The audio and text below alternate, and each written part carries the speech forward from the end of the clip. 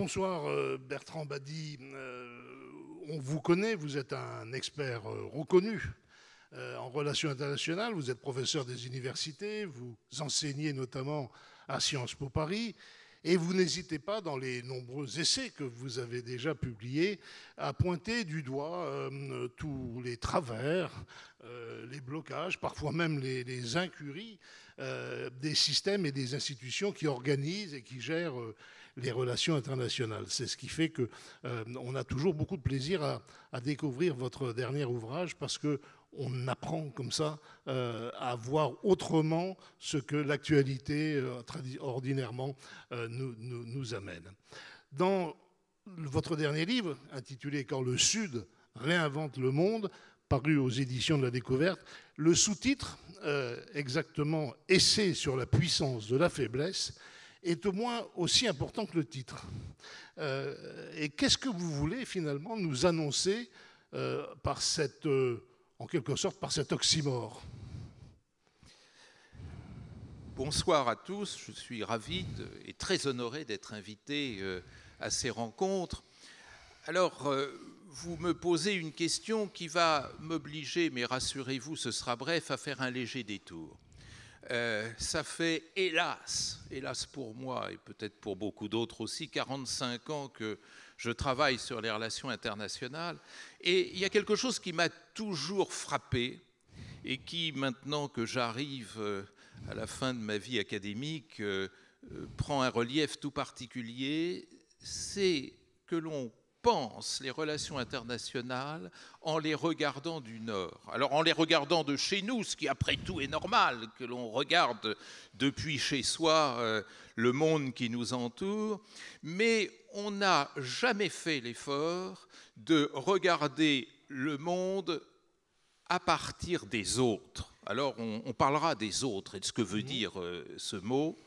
Et donc j'ai pris le parti de regarder le monde, le système international à partir du Sud. Et si leurs perceptions, leurs sentiments, leurs attentes, leur grammaire en matière de relations internationales étaient différents des nôtres? C'était ça la question. Et en regardant le monde à partir du Sud, je me suis aperçu que l'on arrivait à une autre version des relations internationales, très différente de celle que nous pratiquons depuis chez nous, et que cette autre version nous livrait justement la substance de l'oxymore dont vous parlez. Alors, essayons de faire une petite autocritique historique.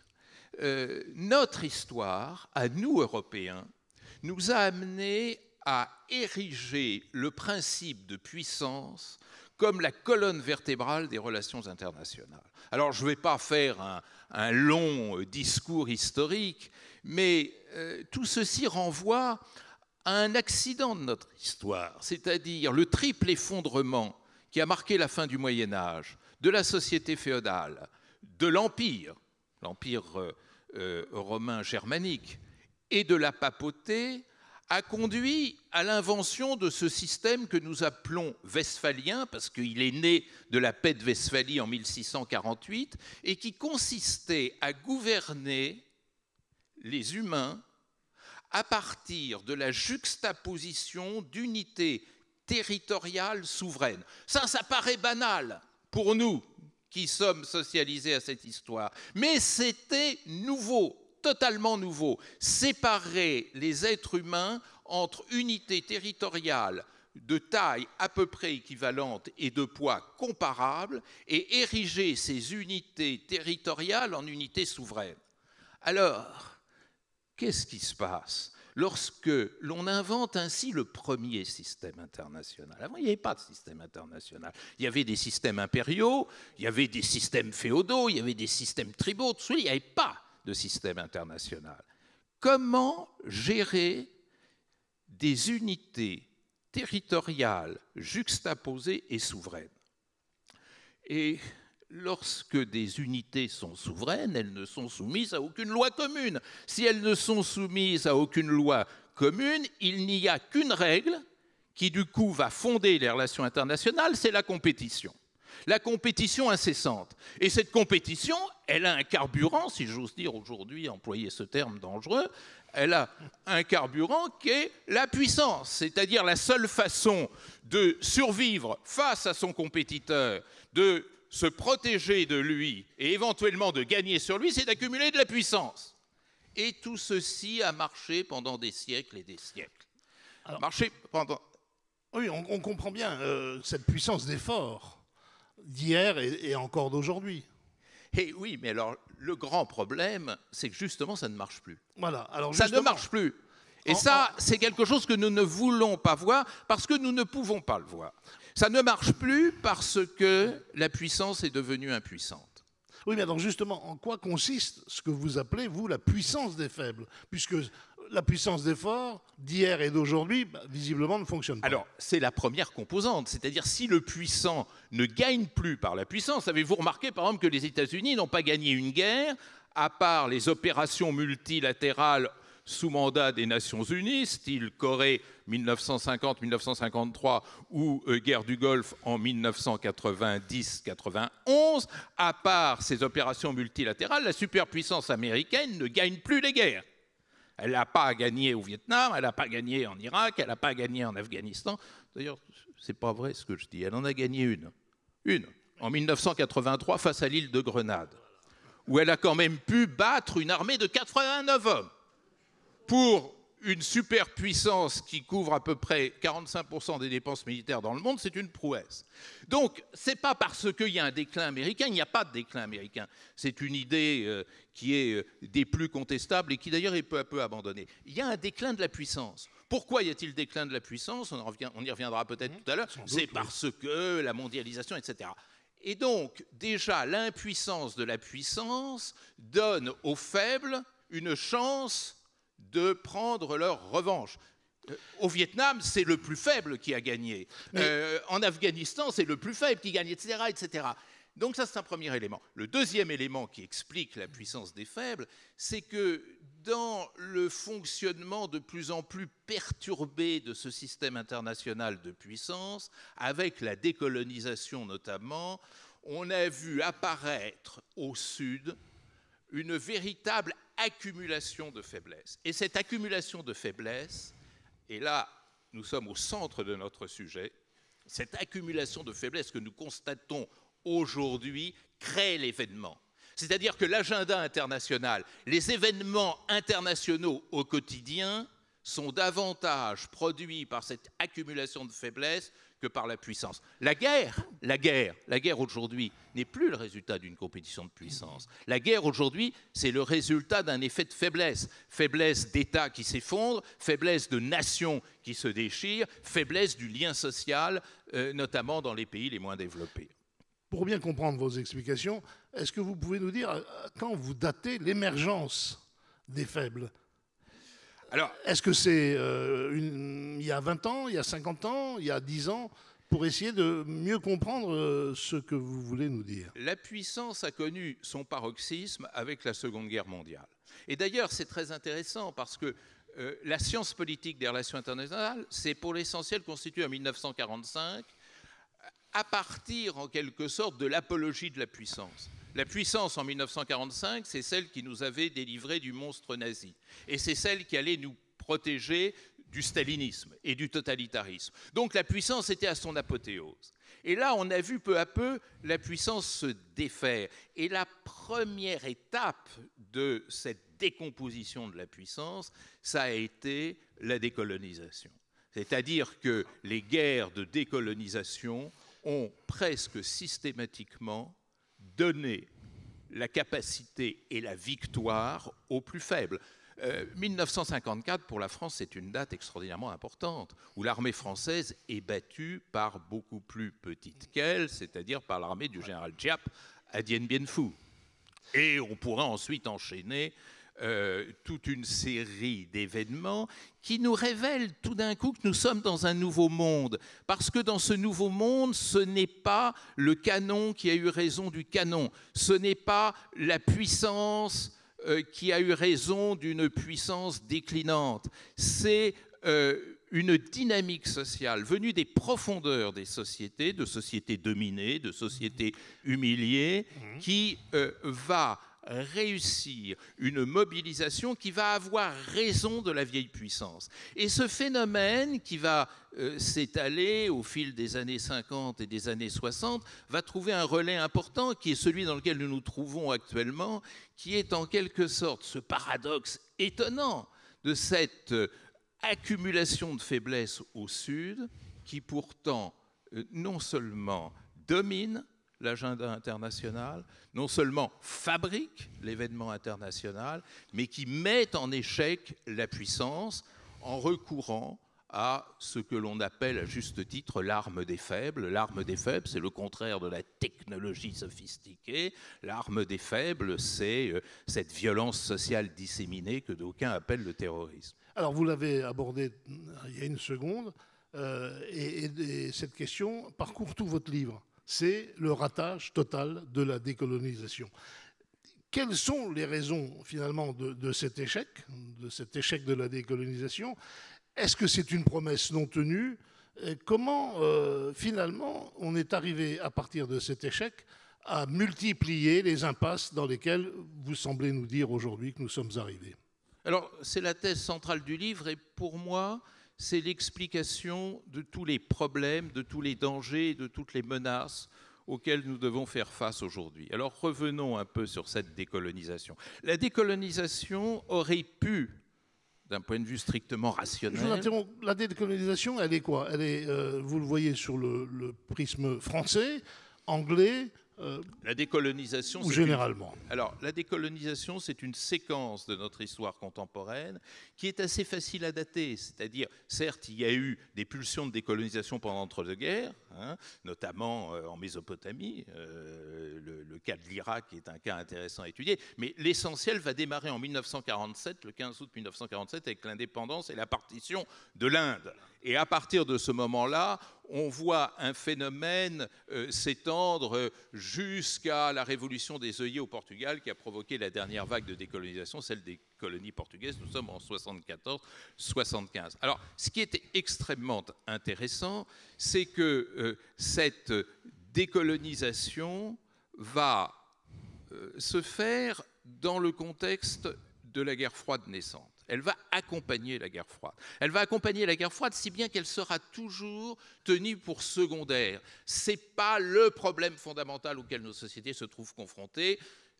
Dans les années 50 et 60, le problème fondamental, c'était le risque de conflit thermonucléaire entre l'Est et l'Ouest. Mais pensez que lorsque les Nations Unies ont été fondées en 1945, elles comptaient 51 membres fondateurs, États membres fondateurs. Aujourd'hui, elles en comptent 193. C'est-à-dire qu'un énorme événement s'est produit depuis.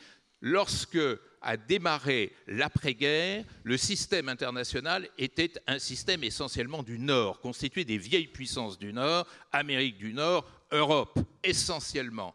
Il y avait très peu de pays du Sud. L'Afrique ne comptait que l'Éthiopie et le Libéria comme membres des Nations Unies. C'était tout à fait secondaire. Donc, cette transformation énorme du système international, passer de 51 à 193, passer d'un monde limité à l'Europe et à l'Amérique du Nord à un monde inclusif qui inclut les 5 continents, c'est une révolution profonde.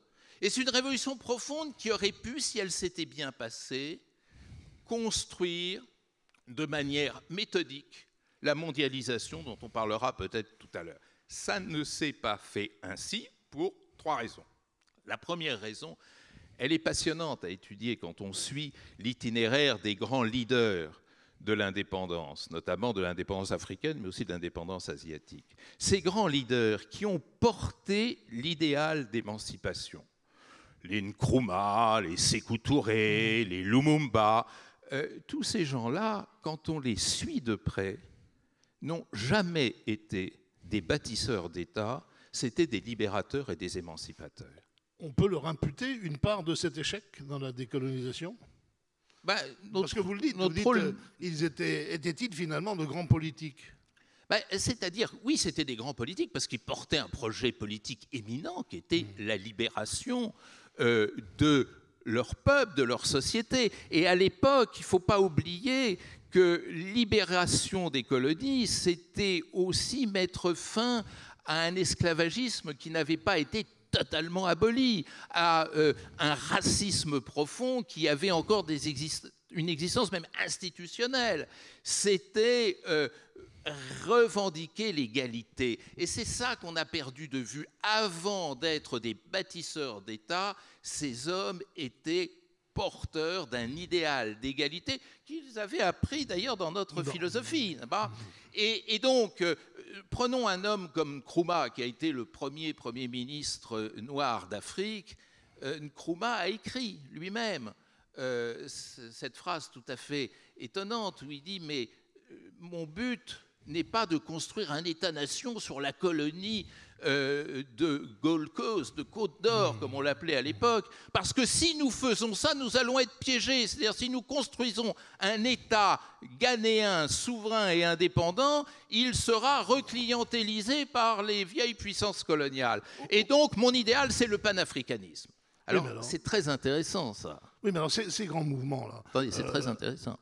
Oui, mais j'entends bien. C'est très intéressant. Mais ces grands mouvements, ils visaient davantage à rassembler qu'à bâtir, finalement. Alors voilà, d'une part, à rassembler, mais un petit peu plus. Et c'est là, je crois, que l'énigme tente à se dissiper. Qu'est-ce que c'est c'était des utopies. Le panafricanisme, c'était une utopie, comme il y a eu le panasiatisme qui s'est développé dans son sillage un tout petit peu plus tard, et le panarabisme. C'était des utopies. Mais qu'est-ce que c'est qu'une utopie? Une utopie, c'est le moteur de la transformation.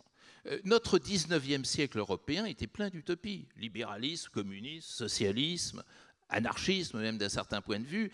Et c'est en quelque sorte l'apprivoisement, la domestication de ces utopies qui a construit nos grands projets politiques concrets, qui dérivaient d'ailleurs avec plus ou moins de fortune de ces grandes utopies. Or, les utopies panafricaines, panasiatiques, panarabistes, ce sont des utopies qui ont été tuées dans l'œuf. Et en étant tuées dans l'œuf, les nouveaux dirigeants africains ont été pris à leur propre piège, c'est-à-dire obligés de faire fonctionner les anciennes colonies sur le modèle importé du colonisateur, comme si l'État-nation inventé en Europe à la fin du Moyen-Âge correspondait aux paramètres économiques, politiques, historiques, sociaux, religieux des sociétés en question. Évidemment non. Donc il y a eu là un formidable hiatus qui a quand même été alimenté par le fait qu'il ne faut pas oublier que ces grands libérateurs avaient cet idéal de liberté,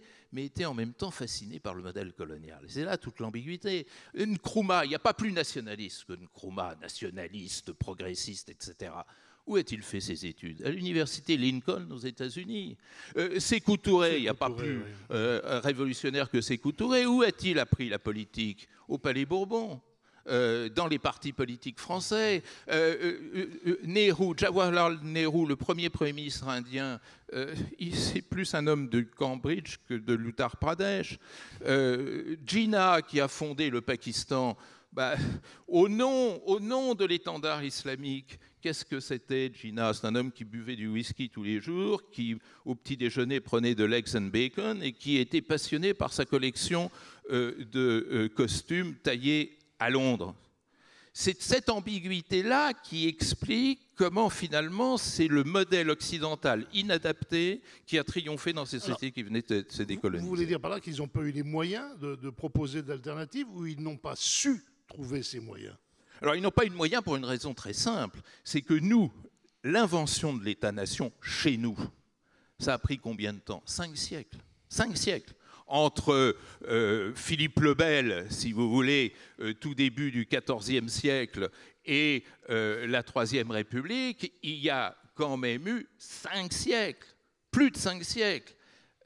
Les nouveaux États qui sont majoritaires en nombre dans le système international actuel, ils n'ont pas eu 5 siècles pour se construire, ils n'ont pas eu 5 ans, ils n'ont même pas eu 5 minutes. C'est-à-dire que la construction de ce Sud s'est fait pour la première fois dans l'histoire, sans invention politique, à partir de la seule imitation et de la seule importation, et donc sans pouvoir bénéficier de la temporalité comme mode d'épanouissement. Et c'est la raison pour laquelle bien de ces États se sont soit effondrés, du coup guerre, soit ont connu de formidables crispations autoritaires et prétoriennes avec tous ces coups d'État militaires qui se sont très vite succédés. Alors ça, c'était que le premier facteur. Oui, alors on va vous laisser continuer avec le deuxième facteur. Je poserai ma troisième question après. Oui, ça va être trois facteurs. Très rapidement, le deuxième facteur, c'est que lorsque cette décolonisation s'est réalisée, on a en quelque sorte imposé à ces nouveaux États de se situer dans un système international qui était structuré autour du clivage Est-Ouest.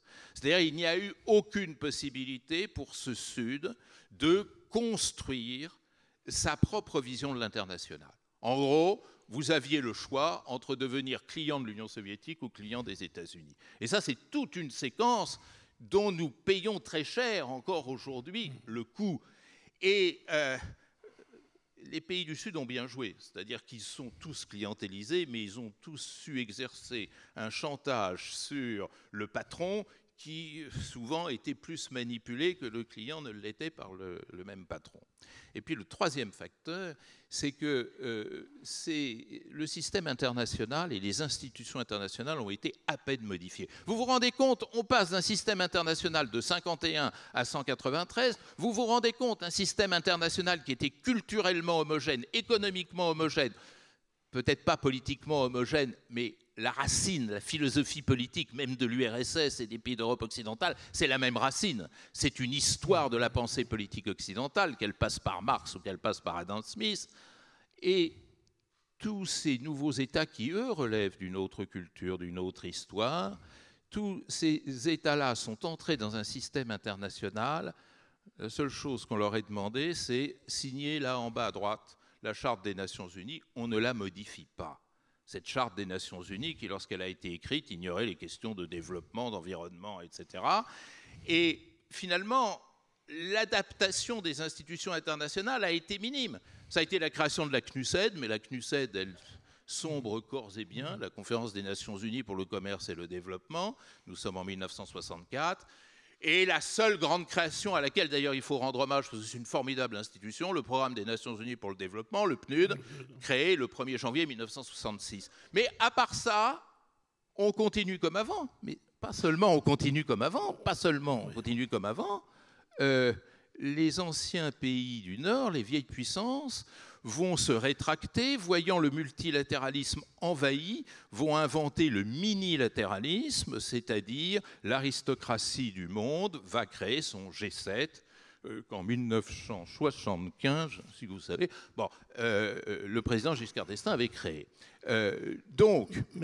Alors, ça c'est terrible, parce que au moment où ces pays du Sud, qui étaient très favorables au multilatéralisme, qui étaient pour eux la source d'une rassurance, le sentiment que finalement ils étaient enfin reconnus à pied d'égalité, à mesure qu'ils entrent dans le multilatéralisme, les vieilles puissances, non pas en sortent, mais en tous les cas le laissent de côté pour créer le minilatéralisme. Pensez que le G7, qui est ensuite devenu le G7 plus 1, puis le G8, puis le G8 moins 1 et enfin le G7, ne comporte aucun pays du Sud, aucun, pas même la Chine. Mais Bertrand Badi, comment vous expliquez que pendant toute cette période, dans les pays du Nord, dans les grandes puissances, personne n'a remis en cause cette cécité collective? Ça, c'est une énorme question à laquelle il est très difficile de répondre. Moi, je vois deux raisons principales. La première, c'est qu'il ne faut jamais sous-estimer en politique, et tout particulièrement en politique internationale, le poids de la culture et de l'éducation acquise. C'est-à-dire que ce modèle westphalien que je vous présentais tout à l'heure, pour les dirigeants occidentaux, c'est une évidence.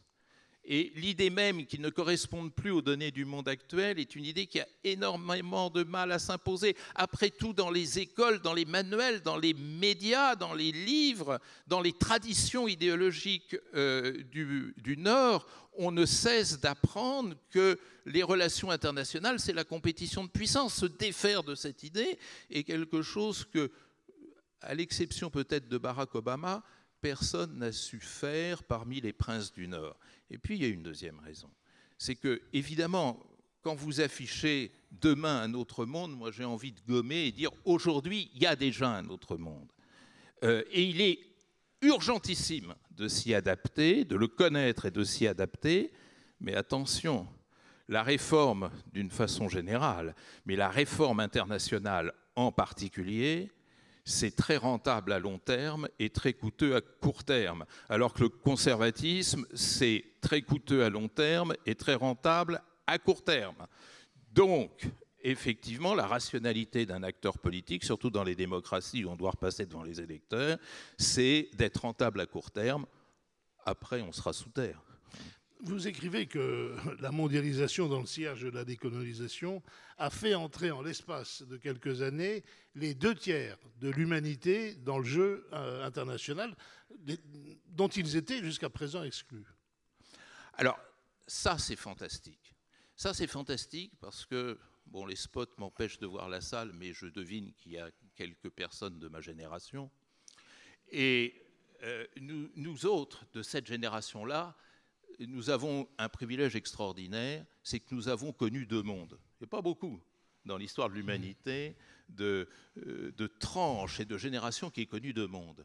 Quand j'étais jeune, je connaissais un monde international qui, comme je le disais tout à l'heure, se limitait au nord.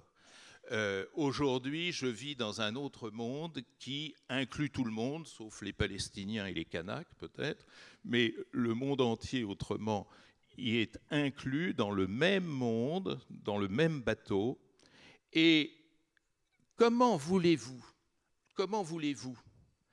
qu'un Africain, un Moyen-Oriental, un Chinois, un Indonésien, et je pourrais continuer, puisse, dans l'espace de quelques années, changer d'allégeance et se définir, se construire et se comporter comme étant un acteur d'un système monde, de se fondre dans des valeurs mondiales, dans des normes mondiales, dans des enjeux mondiaux. C'est un exercice impossible qui ne peut donner lieu qu'à de formidables crispations dont la vague populiste et néo-nationaliste aujourd'hui en est l'expression directe. Ça donne le tournis. Vous êtes socialisé dans votre communauté tribale, villageoise, à la rigueur nationale, et tout d'un coup, vous vous apercevez qu'on attend de vous que vous soyez acteur dans le système mondial. Ça, c'est le grand défi de notre monde actuel. Mais derrière ça, il y a quelque chose d'infiniment plus important. C'est que lorsqu'on a inventé le système monde, à la fin du XXe siècle, encore une fois, c'est tout récent, qui n'a jamais existé auparavant, on a inventé le système social le plus inégalitaire qui n'ait jamais existé depuis Adam et Ève. Le système le plus inégalitaire. Qu'est-ce que ça veut dire? Ça veut dire qu'entre un Malawite, 300 $ par an et par habitant, et un Norvégien, 120 000 $ par an et par habitant, le fossé est plus qu'énorme. Alors les statisticiens ont construit un indice qui est un indice très utile, qui est l'indice Gini, qui mesure le degré d'inégalité à l'intérieur d'un système. Et on s'aperçoit que le degré d'inégalité qu'il y a dans le système monde aujourd'hui est bien supérieur aux inégalités qui caractérisaient nos nations européennes à la fin du XIXe siècle. À cette époque où certains ultra-gauchistes comme le chancelier Bismarck avaient compris que si on ne rétablissait pas un minimum de parité sociale, eh bien, on risquait de donner raison à Marx et d'aller vers la généralisation de la lutte des classes. C'est le début des politiques sociales et du welfare state. Mais ce qui était conçu comme une urgence à l'intérieur des nations européennes l'est 10 fois plus aujourd'hui dans le système monde. Et du coup, ça veut dire quoi?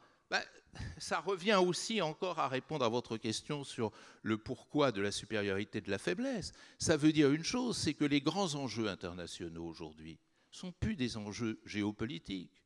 L'avenir de la planète ne dépend plus des missiles coréens ou des éventuels missiles iraniens.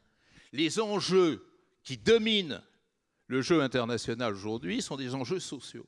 Les enjeux sociaux l'emportent définitivement sur les enjeux géopolitiques. Ce qui veut dire que la sécurité alimentaire, la sécurité sanitaire, la sécurité environnementale sont bien plus déterminants de la stabilité du système international, du système monde, si vous voulez, que ne le sont les grandes questions de nature politico-stratégique. Ça, c'est quelque chose d'énorme, et ça, c'est quelque chose que nos dirigeants ne veulent pas voir. Alors, sauf Obama. J'aimerais bien qu'on revienne là-dessus, parce que vous dites dans votre livre, malgré l'énormité des inégalités, vous considérez que la notion de tiers-monde ne fait plus sens. Et il n'y a plus le deuxième, donc a fortiori... Parce que vous dites que la bipolarité n'existe plus, et que son effondrement a emporté, je vous cite, avec elle le tiers-État. Mais quand on regarde l'état du monde, on s'interroge. Pourquoi Bertrand Badi dit cela? Parce que moi, j'ai quand même le sentiment que ce tiers-monde, il existe encore, non? Non, alors, plusieurs choses. D'abord, effectivement, la notion de tiers-monde est apparue dans le contexte de la bipolarité, avec l'esprit de Bandung, cette grande conférence réunie en avril 1955 sous les couleurs de l'afro-asiatisme, qui commençait à réunir les premiers décolonisés qui ne voulaient choisir ni entre l'Est ni l'Est ni l'Ouest, qui ne pouvaient pas choisir, pardon, entre l'Est et l'Ouest. Donc, à l'époque, la notion de tiers était presque évidente. Depuis, le deuxième monde a disparu. Et effectivement, ce qui est extrêmement intéressant, et c'est la raison pour laquelle je parle du Sud au singulier et que je maintiens, c'est que l'opposition Nord-Sud s'est peu à peu imposée en succession de l'opposition Est-Ouest. Alors, pourquoi d'abord ce Sud au singulier? Parce que lorsque le système westphalien, donc Europe, Amérique du Nord, est entré dans le 19e siècle. C'était l'époque où les océans commençaient à s'ouvrir, où on a découvert la Chine, l'Afrique, enfin on connaissait leur existence, mais on n'y allait pas pratiquement. On a commencé à s'intéresser avec ce que les historiens appellent cette première mondialisation. À ce moment-là, on aurait pu concevoir un premier système monde. On l'a refusé. C'est-à-dire on a considéré, en découvrant l'autre, l'altérité, que l'on ne pouvait juger de l'altérité que de manière hiérarchique.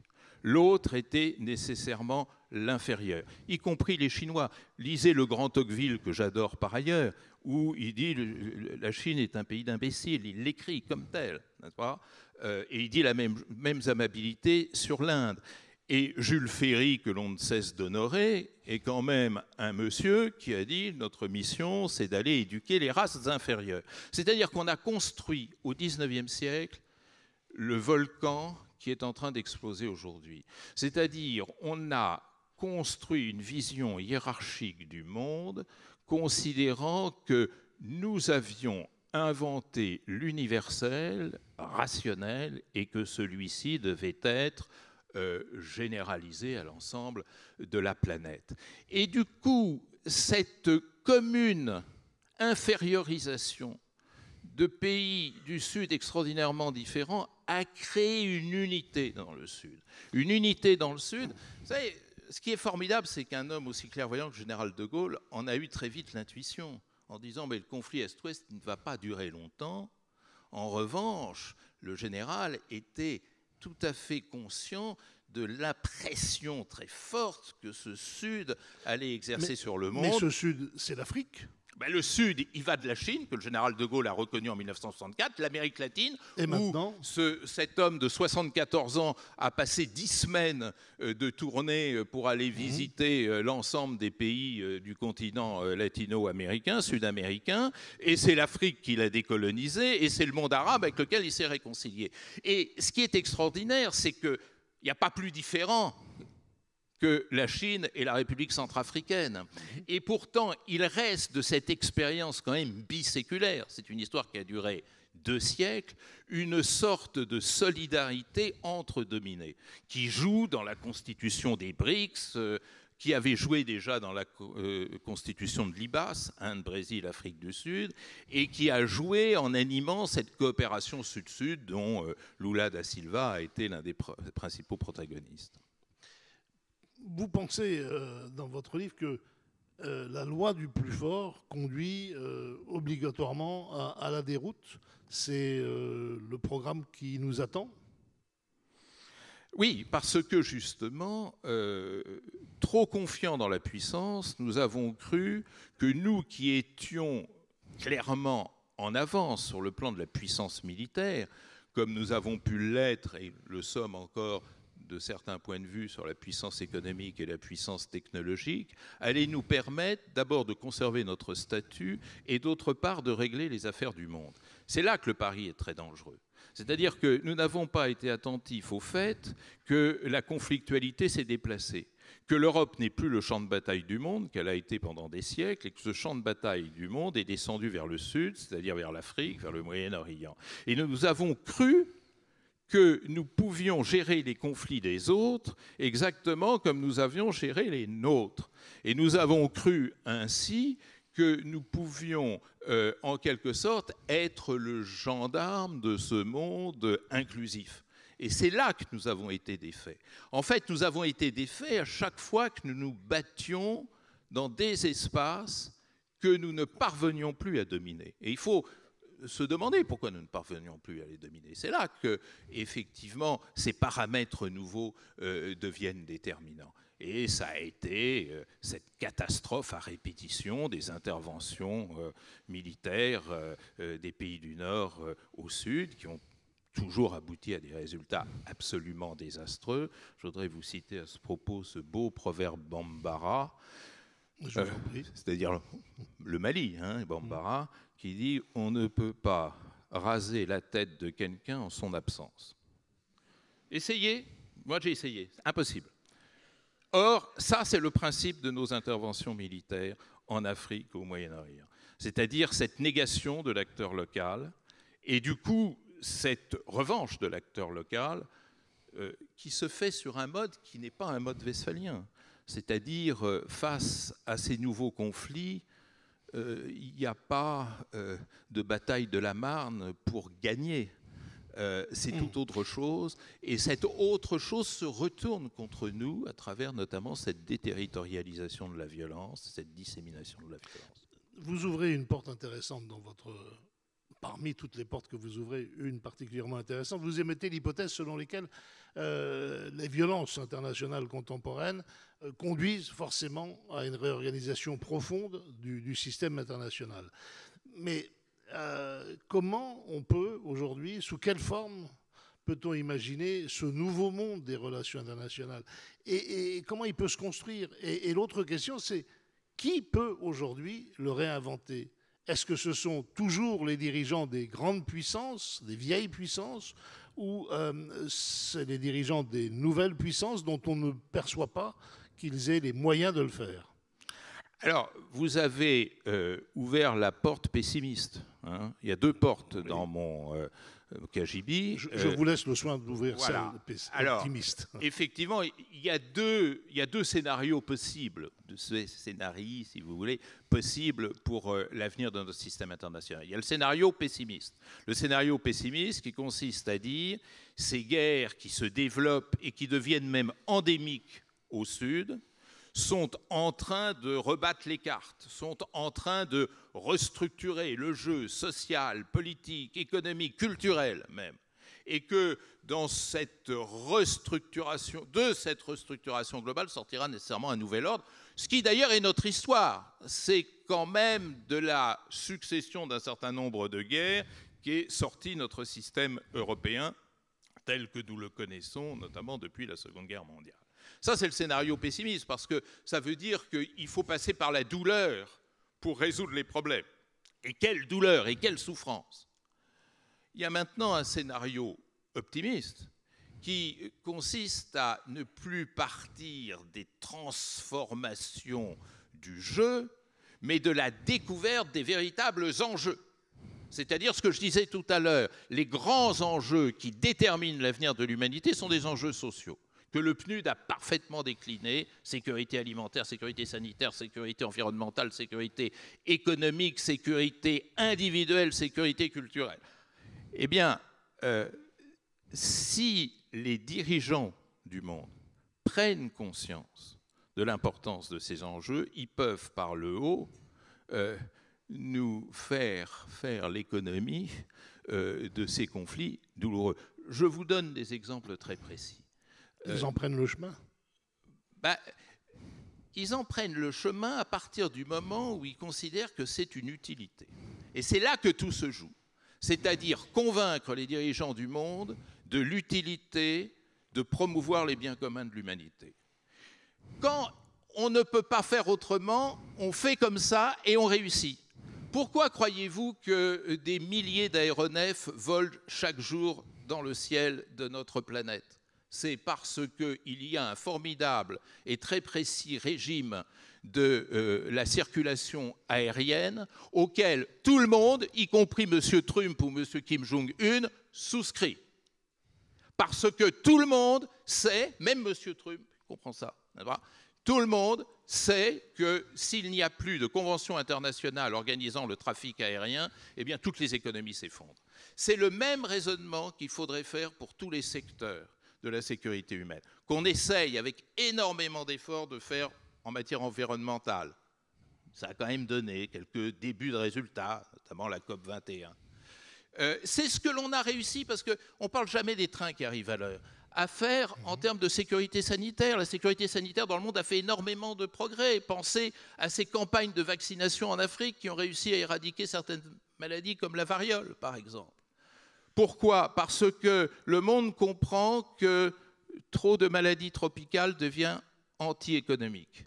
Si on arrivait à comprendre à chaque étape de la construction des biens communs que le défaut de gouvernance est global et plus coûteux que l'abandon de souveraineté pour réaliser cette gouvernance globale, alors on gagnerait. C'est ça l'enjeu, mais ça, j'en ai parlé, j'ai appelé exprès M. de la Palisse hier soir au téléphone, et je lui ai dit, mais si on fait de la gouvernance globale, il faut moins de souveraineté. Et ben, il m'a dit ça, j'aurais dû y penser, parce que c'est une belle lapalissade. Permettez-moi, pour conclure, il nous reste 2 minutes et demie, de réduire la focale après ce brillant exposé qui nous a amené très haut. Que peut une puissance moyenne comme la France dans cet opéra mondial?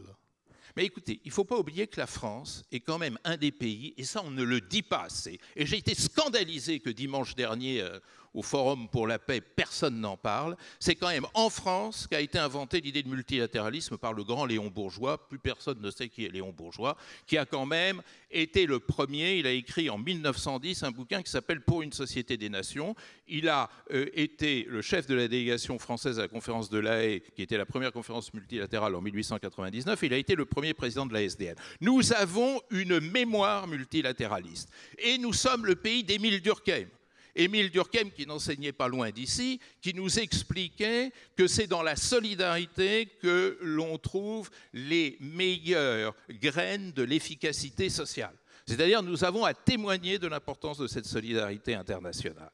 Maintenant, la France, c'est 1 sur 193. Ce serait bien aussi qu'elle se souvienne de ça. C'est-à-dire, vous savez... C'est le paradoxe. Mais ce n'est pas un paradoxe. C'est que j'ai eu la chance, puisque maintenant je suis relativement vieux, de visiter et faire des conférences dans 108 pays.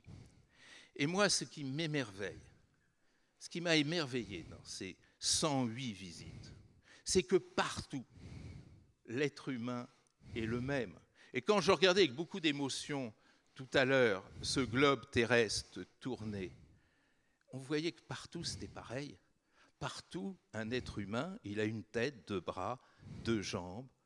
Partout, il a des joies et des peines. Partout, il a des enfants, des parents. Et c'est finalement dans cette humanité très forte, cette humanité qui va de plus en plus bouger. Le migrant, c'est l'avenir du monde, il ne faut pas l'oublier. Nous sommes dans un monde unique, donc où on bougera de plus en plus pour donner corps à cette idée d'humanité. J'étais en Afrique il y a 15 jours, j'ai vu, c'était formidable, cette dynamique sociale à l'intérieur de ce pays que je ne nommerai pas, qui est un pays autoritaire, corrompu, désordonné, mais il y avait là des jeunes, des femmes, des hommes qui se battaient pour leur avenir avec les mêmes mots que nous. Et c'est ça, c'est pas la République française, c'est l'être humain qui gagnera. Merci Bertrand Badi pour cette conversation passionnante.